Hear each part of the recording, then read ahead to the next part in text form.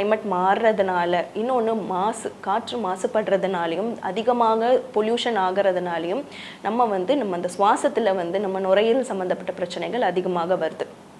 Breathing exercise கண்டிப்பாக தினமும் காலையில் கம்பல்சரி அது பண்ணியே ஆகணும்.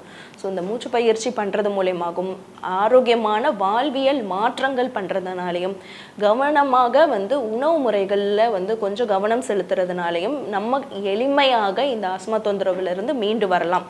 வெது வெதுப்பான வெந்நீர், மஞ்சள், மிளகு போட்டு கொஞ்சம் ரெகுலராக நீங்கள் எடுத்துக்கோங்க.